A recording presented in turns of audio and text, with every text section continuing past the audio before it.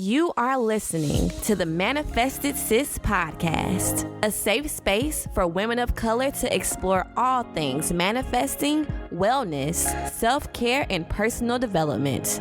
You are always manifesting, and now you can do it intentionally and consciously to create the life of your dreams. Each episode gives you actionable tips and strategies from the spiritual to the practical that will help you get from where you are to exactly where you want to be with grace and ease. Thanks for tuning in. Here's your host, intuitive life coach, Dani Faust. Hello, welcome back to Manifested Sis. Thank you so much for tuning in.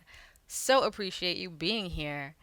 Today's episode, we are speaking to the host of The Other Side of 40, which is a podcast that is all about helping women in their 40s live unapologetically happy, guilt-free lives. April Grant is a lawyer by trade, blogger by night, and podcast host extraordinaire.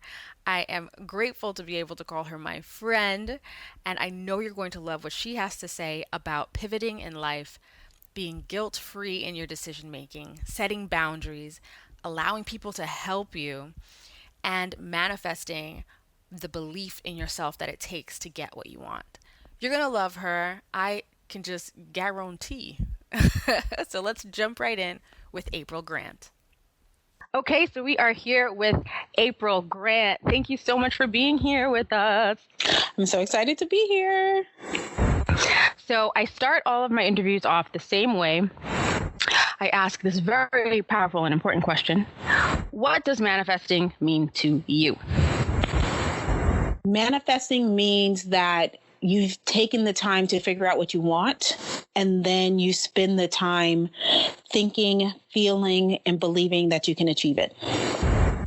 So I think that's simple enough. Manifesting has really changed my life. I spent some time not really understanding the power of manifestation in my youth, because a lot of people would say, oh, just dream it and you achieve it. And there were a lot of things that I spent time working on to believe, and it didn't come true. But it wasn't that I wasn't trying to achieve it. It was ultimately in my heart, I didn't believe I deserved it.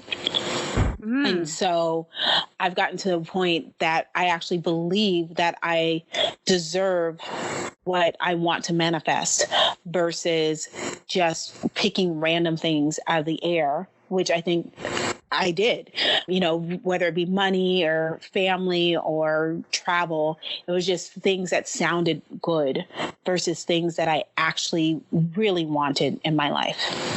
Got it. So I love that you were able to kind of take that journey to getting to a place where, what do I really want? So could you tell us a little bit about your journey to where you are now? I know that you're hosting this amazing new podcast, The Other Side of 40. So what was your transition? What was your journey to get there? Well, I did everything that I think moms, especially, who really want you to do. I was a straight A student in high school. I went to UCLA undergrad. I got into UC Davis Law School, and everything was going very well. However, I got pregnant in law school. And even though I finished, it definitely put a detour on my path. When you go to law school, you have the anticipation that you will graduate, you work for a firm, and then you just kind of work your way up the firm. And then I had a couple of opportunities outside of that where it was working for public defender's offices, which is something I had an interest in.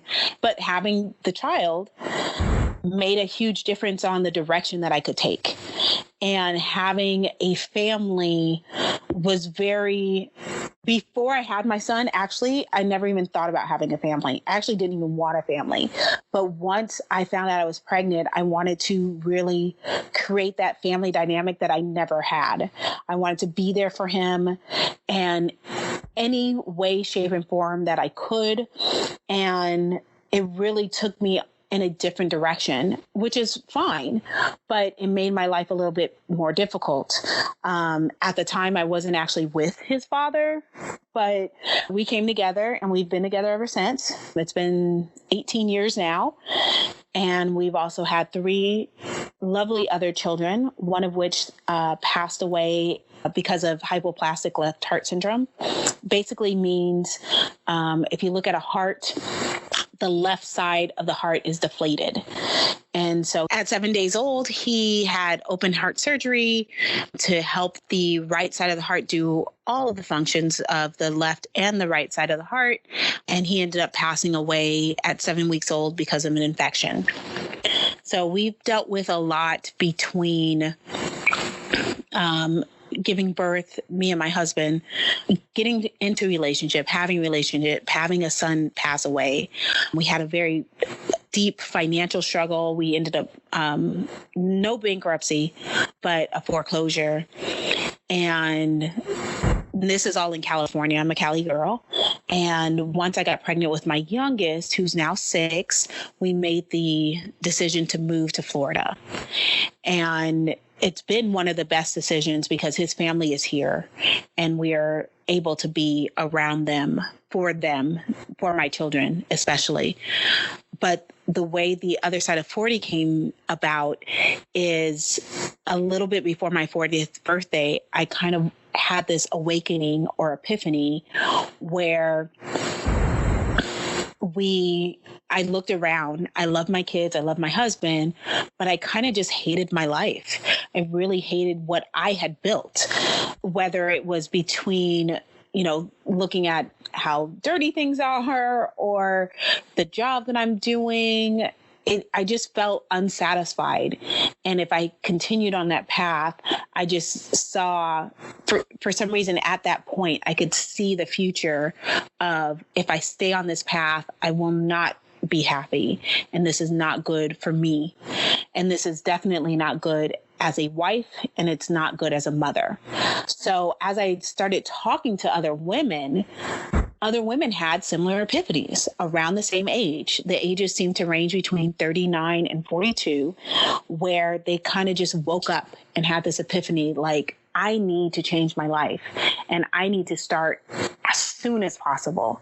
So the other side of 40 was built to bring us together and actually encourage and provide positive support so that we can grow and change and become our best selves, because our education doesn't stop and we need to be our best selves at every age, not just our best selves when we're younger. And I want to make sure that women are their best selves throughout their entire lives. I love that. So what are you currently doing to be your best self? Well, the first thing I did when I had this epiphany is I really assessed my responsibilities.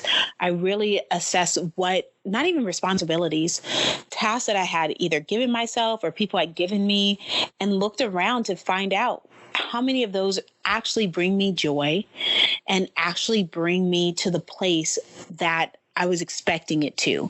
Meaning, if I was volunteering at my kids' school, were my kids benefiting, or was it something that I had gotten to the point of feeling disconnected from, and I was just doing it out of necessity? And I really wanted to get rid of all those things that I was just doing out of necessity. Because guess what? I found that if you don't do it, they will find someone who does it. And it is not on you to figure it out. And so I went through that for everything from my role in my marriage, my role at the kids' school. I'm involved in the community, my roles in the different organizations. And some of them, I just no longer believed in the mission. And so I spent some time really assessing the people as well. I could have a heart and a passion for the organization, but some of the people were just draining, and it was really taking a lot away from my enjoyment of supporting the cause. And then lastly, the tasks. I wasn't sure at some point in time, like, the work that I had volunteered to do sounded easy.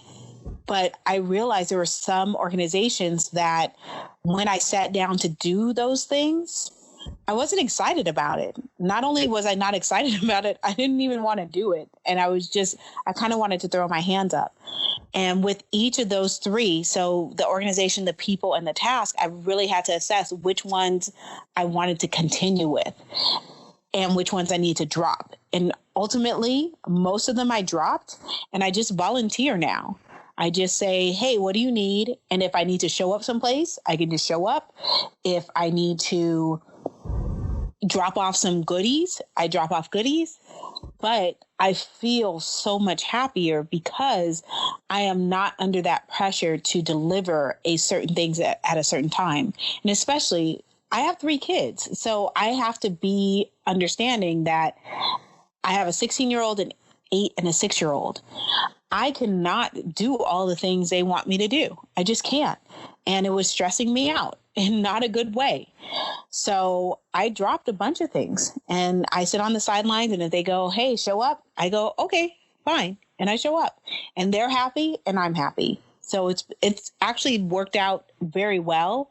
As much as it was scary to do that, a lot of people and the organization leaders were super accommodating and just said, that's fine. And have worked around whatever the new boundaries and the new parameters I set.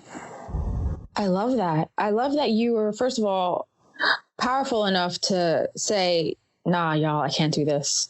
Sorry, not sorry. And, guiltlessly almost. It may have been a little bit scary, but you still did it. You didn't let that fear hold you back. Was there any kind of guilt with it, or were you just totally ready? Just like, no. I would say had this happened before this epiphany last year, I would have had a lot of guilt because there was one organization that I worked with. I love them, but they were super draining and I could not bring myself to say no to them. They would call, I would have different members call me, and I always said yes. I always said, whatever you need, whatever you need, whatever you need. But after this, I was like, I need to do this for me, and I love you. What can I do that does not put this pressure on my back? And they were very open and willing to accommodate. So no, I have no guilt about it at all. What would you say to the woman who's hearing this and like, oh my God, I wish I could do that. I got all this shit I do not want to do that's on my to-do list. I wish I had the balls to do what April did. What would you say to that woman who's like nervous, fearful, feeling like the impending guilt about that and maybe not owning her power to say no? No is a complete sentence. No does not require justification. No does not require additional conversation. Getting to the place where you can just say no and walk away. And I don't mean be mean. I'm not at all suggesting say no and then run away. I'm suggesting having that frank conversation and say, this is too much. I love you, but I'm out. And whatever that language is for you, once you make that decision and you say it, it becomes a weight lifted off of you. So in the beginning, when you walk in, you may think you will feel guilty, but after it's done, you won't have that guilt. You'll feel a sense of relief versus fear that, they're going to come back. Of course, I want you to be kind. I want you to be gentle, because no one wants to be hurt, wants to be told no. So I don't want you to go in there and be like, no, F you, I'm walking away. I want you to be cognizant of their needs, but realize your limitations and your boundaries and just say, this is not working for me right now.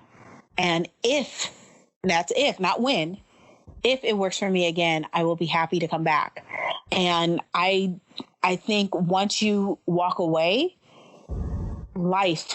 your life will have a much clearer picture and be a lot more open. And then when you're ready, if you're ready to go back, you will go back with excitement and there's one organization that I stepped away from that I'm not ready to go back to now, but I know when I go back, I will be on fire because I know where my heart is and where my mind is. I like that. So, you mentioned earlier that your education does not stop. And we already know, this whole crew listening knows that personal development doesn't stop. So I'm curious about what else happened in this transformation, this year 40 transformation, because I turned 39 this year. So I guess my epiphany is coming. So what do I have in store for me? What else is there to the transformation? Part of it is allowing other people to help. And, it sounds simple. Hey, do this. But ultimately, it's really taking a look at what's going on in your life, whether it's even basic chores. So as an example, my husband and son take care of my kitchen. And I know a lot of women are out there like, oh my gosh, the men take care of the kitchen. Yes, I gave it to them because I want them to do it, because it's a lot of work going in there multiple times a day to clean it up, cook all the food, prepare everything for everybody. So they have a schedule. I work around that schedule. But with this quarantine in session, I was worked into the schedule because now obviously everyone's eating 3 meals a day at home. So I went into the kitchen and there were certain parts of the kitchen that I hated. And I went in there and I cleaned that part. I made a couple of comments to my husband and said, I hope you pay attention to this, as you clean. But that was it. That was it. It wasn't a mean way. I wasn't mean. I didn't tell him, how dare you do this? But he said something to the effect of, oh, I'll make sure that's clean. I was like, well, let's be real. You've had 2 years to fix this. You've had 2 years to work on this. You didn't do it. And that's okay.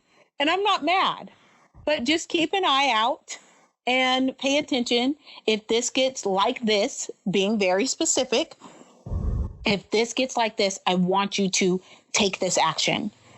And my husband and my son are very good at taking very specific actions.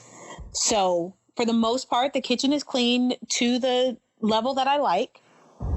And every once in a while, they have to just keep their eye out for particular things to fix, which are not a daily thing. It's like every once in a while.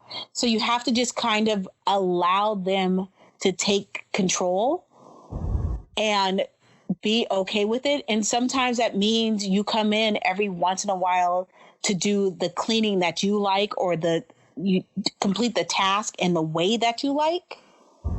You do it that way, and then you step away and let them take it from there.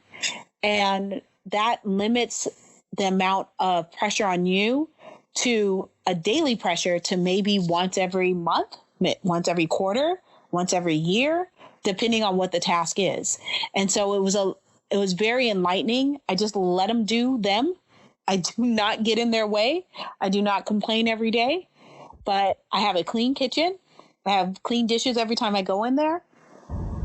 And I am relatively happy. I'm not saying it's easy. It's not easy, because I really want to criticize in the beginning. I really want to criticize everything. But as time has gone on, I realize they are doing their best for their level, for what they find to be good. So for the women who are listening, who really want to delegate to their family members, but have that kind of energy of, well, I know how to do it. I get it done faster. I do it the best anyway. You're suggesting they get out of their way, give very specific instructions on how to do it, and then give whoever it is in their family a little bit of grace to fuck it up. Yeah. Yeah, exactly. And it's not going to be perfect because, us as women tend to have very strict guidelines on what we want. The important part is you really have to ask yourself the question, is it more important that it's completed or that it's perfect? And if it's the importance of it being completed, they are getting it done. It's not the way I would do it, nor the way I'd want it done, but they're getting it done. And so I just leave them to that. If it's about perfection, then you get stuck always being that person who can do it that way. And guess what? They can learn. So the way they started cleaning the kitchen, I would say every couple months, I give a little feedback for a little bit different and a little bit better and a little bit closer to what I want. And they're adaptable because it's not thrown at them all at once. So yes, you got to give them grace, but you also have to give yourself grace. But we can talk about that in a second. I want to talk about it now. Tell me. Okay. You, as a woman, we take on so much on a daily basis. We have anticipations of what the whole day is going to be like and what we're going to do and how we're going to do it. The problem is that typically we don't have that much time. So I heard this quote recently, and it said, we overestimate what we can do in a day and we underestimate what we can do in a year. So what I interpreted that as is, in a day, we have so much expectation that all these things can get done. And it's not likely that we're going to get it all done. So we need to give ourselves grace as well as giving others grace, because we don't get everything done in the way that we want at the time that we want. Like when I wake up in the morning, today is Saturday, I'm like, it's cleaning day. I'm going to clean from morning to night. And then my daughters sleep in my bed, so I don't sleep well. And so I don't get up till 10 o'clock. And then, the day just kind of starts to fall apart as we go down. But the key is I got some work done. I talked to my kids. I got them ready. I cooked them breakfast and lunch. And I am working on what I need to work on today. Will I get everything done of what I thought I was going to get done first thing in the morning? No. But I will be a lot farther ahead by just pressing forward and not beating myself up for not doing it all, because none of us can do it all. I like that. I like that you can chill on yourself, just like you're giving your family that grace. I love that you can really look at yourself and do that for you, because it seems like it's so much easier to give that grace to other people. And then we're super hard on ourselves and have these super high expectations. For the people who might be in that situation and look at their big, long to-do list, I would suggest that when you do a few things on it, focus on those few things, or do what I call a done list. And it's a separate list that you just write down everything you did do, and you don't even worry about what was on your actual to-do list, but you focus on the things that actually got completed, so that you recognize everything you accomplished. Who cares if it wasn't on the original to-do list? You got shit done. So I just wanted to interject that. Well, but I love that you're able to look at yourself with that graceful lens. It's really hard for a lot of us to do. And to that done list, I really actually like that. So I watch a lot of these like shows, especially like a Project Runway, these design shows. And what I don't like is their journey. And I know that's part of what a lot of people watch, but ultimately I want to see what they finished. I don't want to hear about what they plan to finish and they did this and they screwed up and they lost this and someone stole that. I mean, yes, it's entertaining, it's fun, but ultimately I just want to see their final design, because that's what ends up making the runway. So, and when you interpret that in your personal life, what ends up happening? You can still make a fantastic project. You can still finish dynamic things, but the journey was not a straight line. And I think we are under this misconception that the journey to the end is this straight line, but it's not. You don't know what people had to go through. You don't know what they suffered from. You don't know how many times they fell down. But what you see is the final project.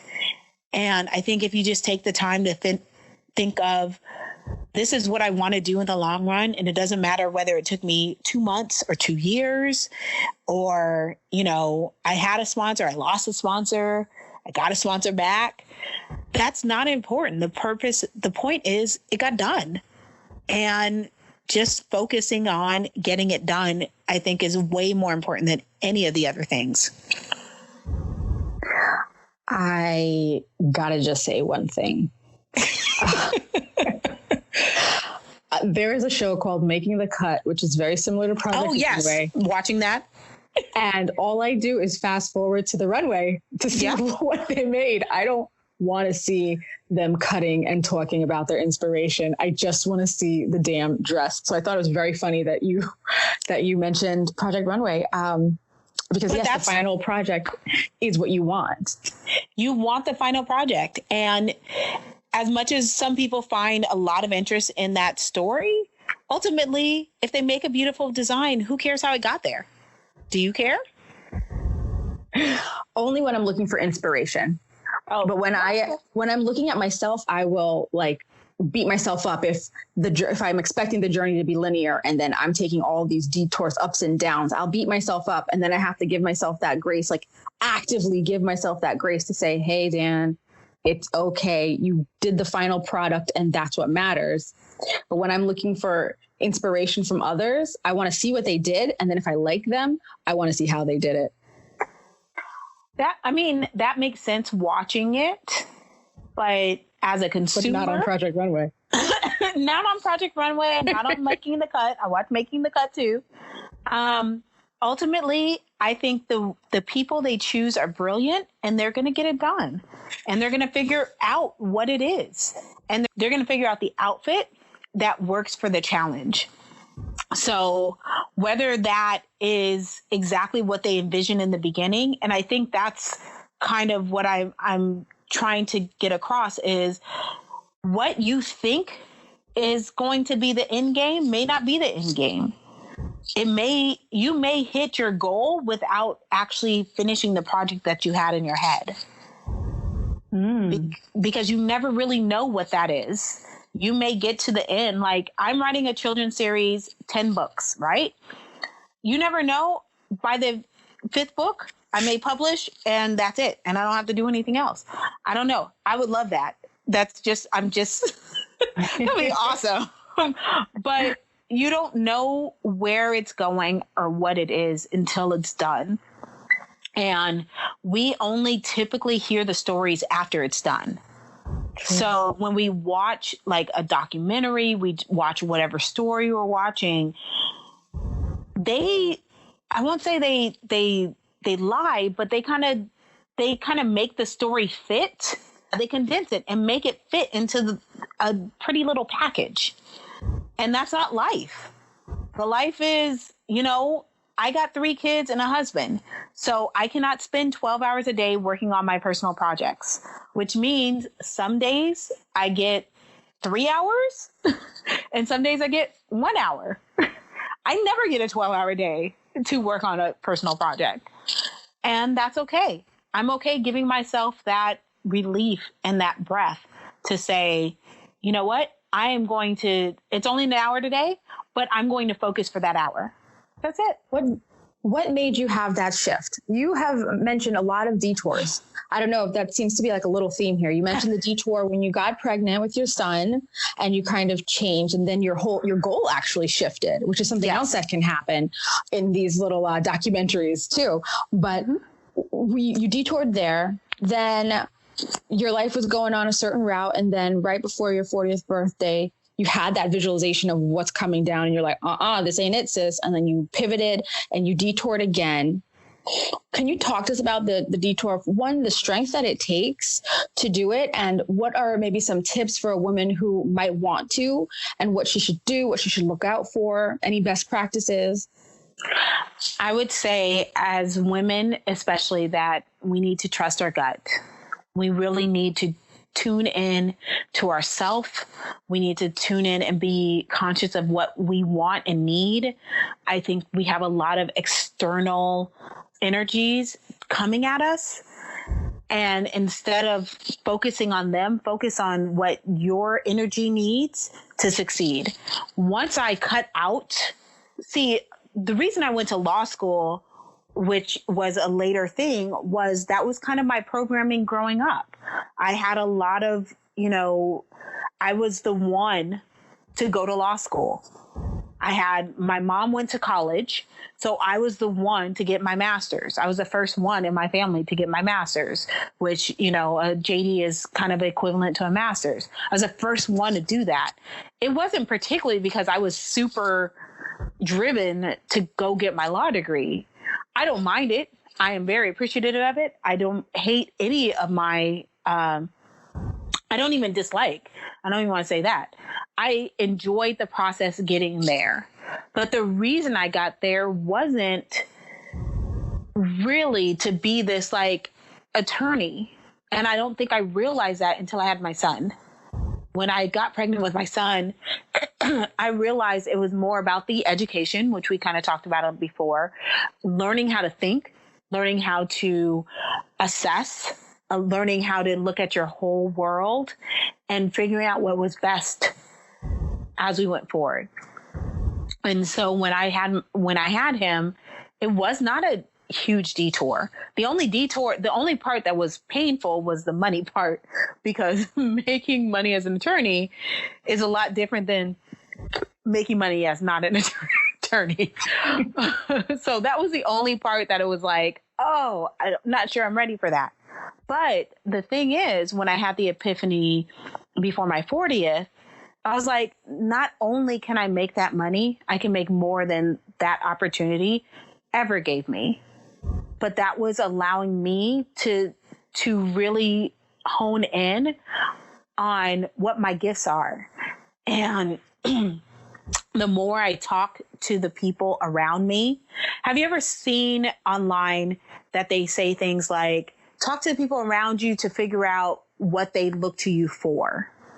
Mm-hmm. Have you seen, right. Yeah. So I started doing that in these conversations. I started doing that.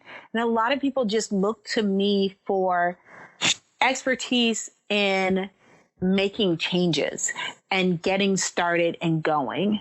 And so that brought a comfort and a way to move forward, because I realized that people wanted me to do this. This is more than me. This is something I believe in my heart, but on top of it, the people around me want this as well. And I find that when I talk to these women that have epiphanies, whatever line they're in, that's the same thing. Like the people around them want them to flourish in these industries, in these fields. Like, I got a yoni egg earlier today, and talking to the woman, she was like, oh, people want me to flourish and go forward. And I said, why didn't you? She's like, for myself, I didn't feel it. And other people are pushing her too. But it's in her heart. She had to make the internal change. She had to believe in herself. Really, that's ultimately where it comes down to. You have to believe that you deserve it, which is what I started with. You have to believe you deserve the success in the field that you're looking for. And I don't feel that right now a lot of women believe in themselves, even though everything around them tells them go that way. Okay, so let's dig into that. But first, so for the woman who is around the age of 40, who is looking to make a detour, who maybe has the visualization of, I don't like where my life is going, the suggestions are to trust your gut and trust your energy, follow your purpose and not what other people may expect from you. Look at your gifts and ask the people around you what they see for you, just for their input, but not necessarily if it doesn't go with your heart. And most importantly, in my opinion, is believe in yourself. Did you do anything specific, any belief work practices or any activities, personal development practices to build your belief muscle? Well, believing in myself, honestly, when I really came up with the other side of 40, that happened like last year. And I started, it was really conversations with lots of women. So they affirmed what I thought. So I decided this is the direction I wanted to go. And I started talking to women about their stories. And in return, they reaffirmed what I thought was the direction I wanted to go. So I would say the actual practical method is determine what you want first. And then if you need that extra kind of guidance or support, which I did. I don't know about other women. I did. I needed it. Talk to people, because you will never know how many people are out there to support you and love on you and help you get to that next level. And ultimately, if you have a passion for it, if you are spending hours and hours and hours either thinking about it or talking about it, that's probably the direction you need to go. So indulge, dive in, and really take things to the next level. Great. Great. Is there any last message that you have for the women listening, whether they're on the other side of 40 or not? Again, trust your instinct. When things don't seem right, don't be afraid to not do it. I think we as women are kind of trained to say yes in a lot of situations that we don't need to say yes for. Women organizations outnumber men's organizations, and our gender wants to be a community. All of us, we want the community. We respect the community. But if something is telling you no, then you really need to stop. You really need to figure out why. And then you need to figure out whether that push to even be involved can be solved in a different way. Sometimes it is just volunteering on the side versus being intricately involved in a situation. But our time is short, and we should live happy lives and successful lives, not just happy, successful. I like that. That's awesome. So April, tell everybody where they can find you and what's next. So on the other side of 40, my Instagram page is Other Side 40, no breaks, no periods, Other Side 40 on Instagram, Facebook, Pinterest. You can find me there.